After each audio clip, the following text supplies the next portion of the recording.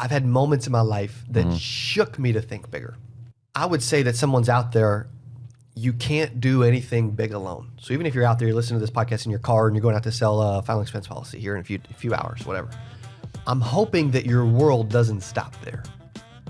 I'm hoping that your vision, even though it stops there now, doesn't stop there forever. Yeah. Like I think at some point they want the experience of being woken up and shaken to their core to wake up and do something big for their life and become alive.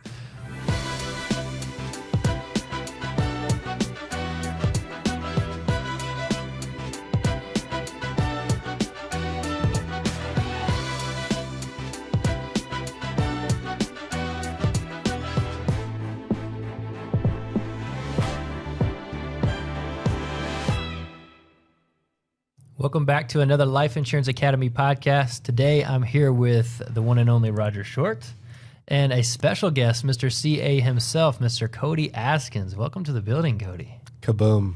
Thanks for having me. Cody's good to be in town, back in right? Louisville with Life Insurance Academy. I know. When was the last time you were here? It was earlier this year, right? Or no?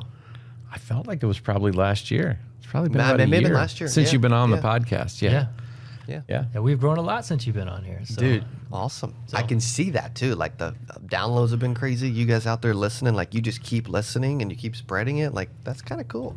Yeah, I think we're still the number one Life Insurance Academy podcast out there, right, Well, Roger? Well, we're If definitely it's- the number one Life Insurance Academy podcast. There's only one. There's only one of those. However, you probably still are. I mean, I would assume you're the number one life insurance podcast and probably the number one insurance podcast as well, right? I can't see many other people having, more than 40,000 downloads a month on a podcast for about Special. insurance. We're definitely the It's most tough. fun.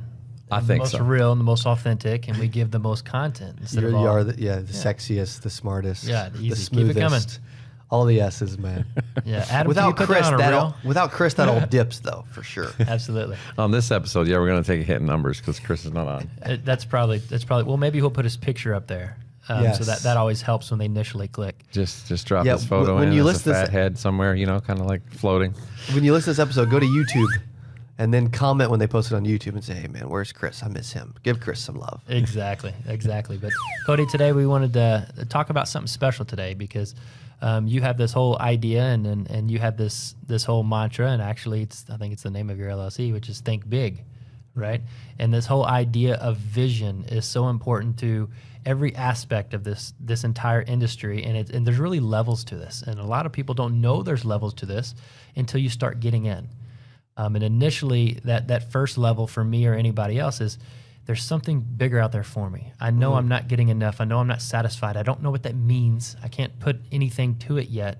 But then you usually come along somebody and have that vision of the next stage of your life. And that can happen no matter if you grew up in a really nice home or you grew up with absolutely nothing. There's always a slight vision above where you're at. But there always seems to be a cap or a vision, or your scope doesn't zoom in that far. And one thing that since I've got to know you, since you came into the office here years and years ago, which is crazy. It's like 6 years ago now. Yeah, and in completely different aspect. But I've been able to see you, but more particularly your vision and the way you think. It keeps multiplying and leveling up, and you can almost see it on you that. Like once before, even if you went back to maybe some of your videos or your goal book that you use all the time, like if you looked at those 5-6 years ago, you probably think now, why was I thinking so small? 1,000%. Yeah. So I wanted to kind of give a perspective of how do you, one, see a vision for yourself that's bigger, to think bigger, and then two, how do you then expand on that and start hitting next levels and continuing to do that and challenge yourself? Yeah, for people out there listening, you're like, man, I've struggled with this piece, right? I guarantee you what Zach and Roger are saying, you can relate to at some point in your life, even if you can't relate now, right? Like you can relate to maybe, I know I want to do something big. I want to help a lot of people. I want to make a bunch of money. I want to, bring people into the fold, so to speak, at some point. Most people genuinely want to help people. Like they want to do something good with their life. They really do. For whatever reason, we have a tendency to say we want to do something good, we want to help people, but we tend to think about just us and our capabilities on our own. Yeah. Right? So I'm not wearing it today, but we talked about 8%, and Roger's wearing it on his wrist today, expand your vision. I really believe there's got to be something that you go to or that you're around or someone or something or some experience that just kind of like, you always say repositions your shoulders. It just shakes you right to your core to where you're like, man, I didn't see that for me. I didn't think that big enough for me. I mean, even when I started on YouTube almost 7 years ago, literally 6 years and 9 months. I like how you had to tap your phone to figure that I was out. thinking As if about the answer was right there. Well, I was trying to see what the date was, and it's in 3 days. We would have been on it for 6 years and 9 months, right? And so I think about, I actually didn't look for the date, but I just said it just because it sounded good. But the funny thing is, like, I've had moments in my life that shook me to think bigger. I would say that someone's out there, you can't do anything big alone. So even if you're out there, you're listening to this podcast in your car and you're going out to sell a final expense policy here in a few hours, whatever. I'm hoping that your world doesn't stop there. I'm hoping that your vision, even though it stops there now, doesn't stop there forever. Like I don't think anybody wants to just go sell one final expense policy to somebody at their door forever. Like I think at some point they want the experience of being woken up and shaken to their core to wake up and do something big for their life and become alive. So one of the things that I see happen with new agents when they're getting started, right? Because people transition into this business generally not as their first option. I think that's starting to change. I think we're starting to see that change. I think people are catching wind as to what this industry can offer, and they're coming out of high school even, and certainly coming out of college thinking, I want to get into insurance and financial services. I hear it's lucrative. That's starting to change. But a long time ago, that wasn't the case. So a lot of people have found their way into this business because what they were doing wasn't working. They weren't making enough money. The job they had wasn't fulfilling it. It wasn't cutting it. They went to college for something, and the job they have is not what they went to school for. And oftentimes they're often working a job that didn't even require a degree. And they're doing something different, and it's still not getting them what they want. The time, the money, the things that they're looking for. And like Zach said, they know there's another gear there. They know they know something else is possible, but they can't really see beyond that. And they get started in this business, and they see an opportunity for the first time, and they start having some success. They start making $4,000, $5,000, $6,000, $7,000 a month, $8,000 a month. And that's more money than they've made, maybe, than in the previous. Their threshold is now pushed up to 6 figures, and all of a sudden they start to get stuck, and they start to recede. They start to retreat, because if you're not going forward in this business, you're kind of going backwards, and they kind of get stuck there. So like when Zach's at different levels, there is 100% multiple levels in this. And sometimes people get stuck where they're at. They're trying to get into a career. They get started. They're having some success, and then they're stuck. What would you say to those agents that are having limited success, but now are plateaued early? There's a lot that plateau. Number one, I mean, I see a lot of agency owners between 2 and 600K. Totally plateaued, control freaks. They don't delegate, they do it all. But also too, though, there's always additional levels to this that we don't even see.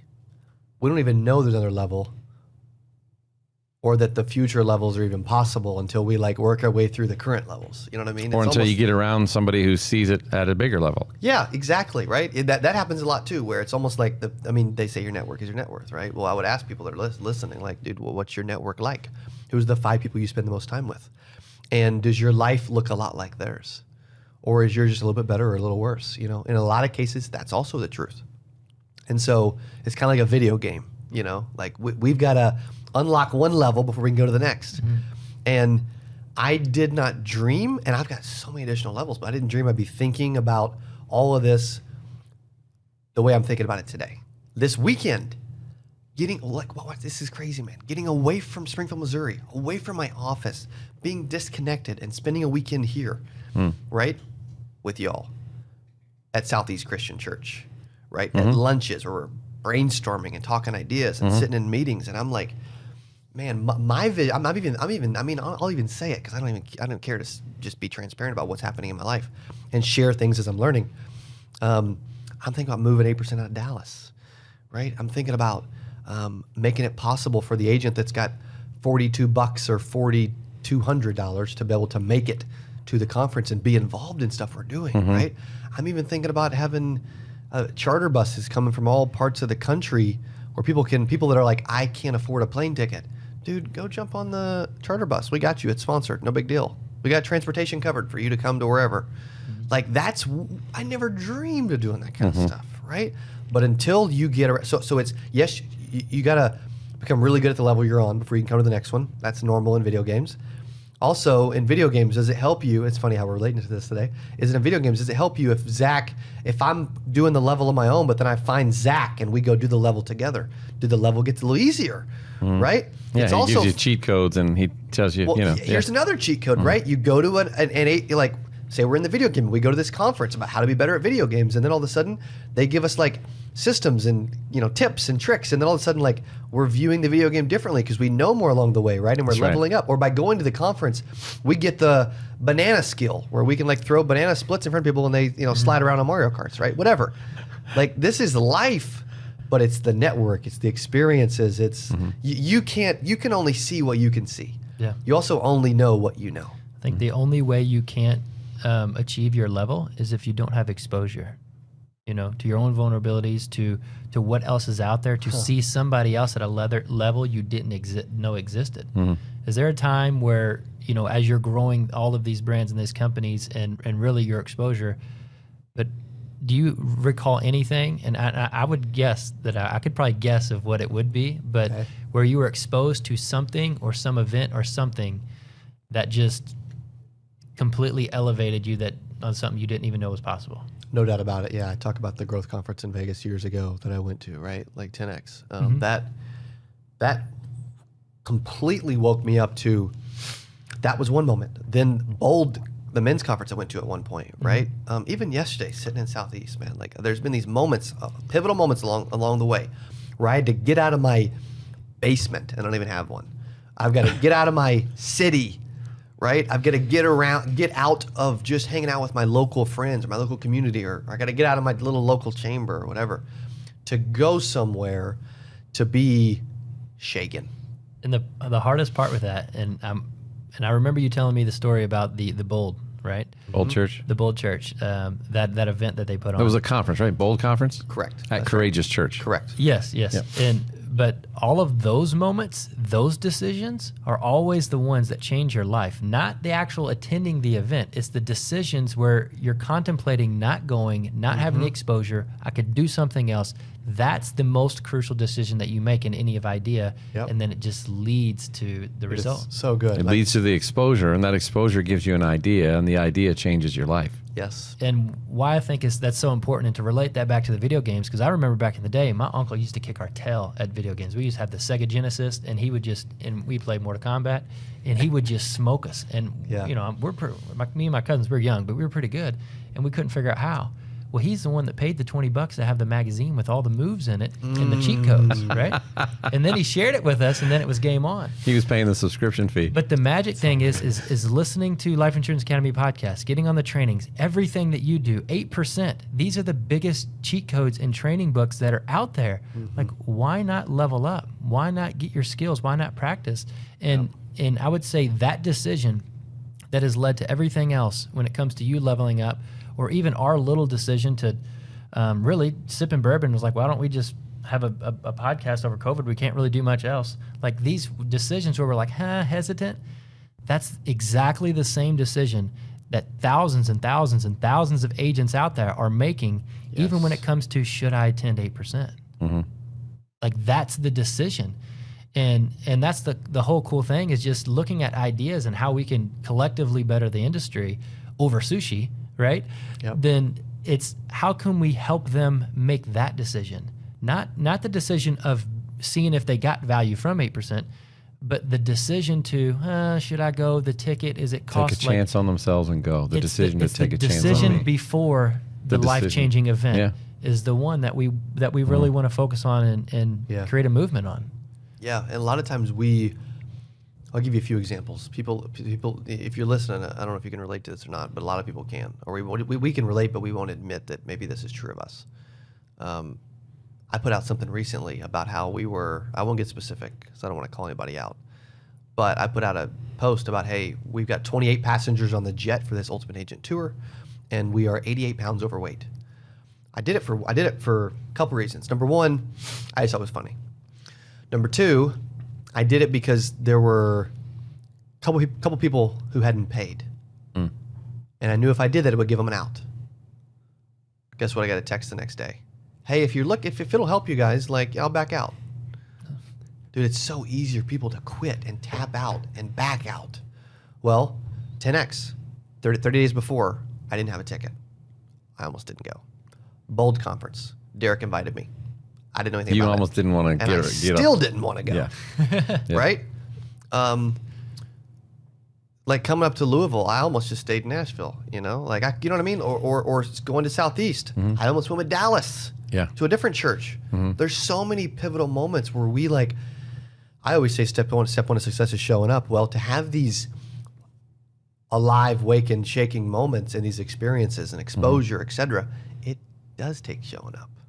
But it takes the network and the people and the experience to shake you and wake you up. And then along the way, you start to get more creative and more excited, and you start to move through the levels. But if you always stay at the same level, the craziest thing about that is think about all those moments, because I've had them in my life, and Roger has as well. You just named 3 pivotal ones, right?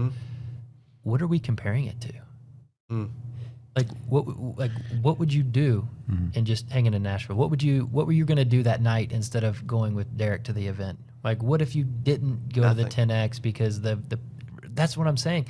Like, these are life-changing events, but at the end of the day, what do you have to lose if you go and don't like it? Yep. And that's the way I view everything is, what's the worst that can happen if I knock on this door or I make this phone call and they say, don't ever call me again, I hate you. Yeah. Oftentimes it's just a comfort zone conversation. It is. Exactly. I was talking to you yesterday about, we're only born with 2 innate fears, right? The fear of falling, fear of loud noises. Yep. Everything else is learned, right? We learn these other fears. And one of the biggest fears we have is fear of loss, right? In order for me to get this, I'm going to have to give up this. Or if I try that and I lose this, what am I losing? And yet we're considering losing the thing that's already making us not happy. But that in and of itself is like a security blanket that you're not willing to take your foot off here to go there. Sometimes it's just getting up out of bed earlier. Sometimes it's getting off the couch and going to church with your friend on a Saturday morning or a Saturday night when that wasn't in your plan. And what are you giving up? I'm giving up staying home and maybe watching another movie. Correct. Like, really? You can binge another show? Like, that's going to change your life? So I think people would rather have nothing than to gain something and fear losing it. Yeah. Yeah. How Seriously. freaking crazy is that? Cody, we've got just a couple minutes left on the podcast. This was a short one. We crammed it in. This was good. This was a short one, so it's high-hitting stuff here. You got some events coming up. I want to give you a minute to promote that. Obviously, there's a podcast which is going to live on in perpetuity, so they're going to hear about this series of coming up, and you also do an annual event. Why don't you take a minute to tell people how they might be able to take a step to connect with you to maybe expand their vision? No doubt about it.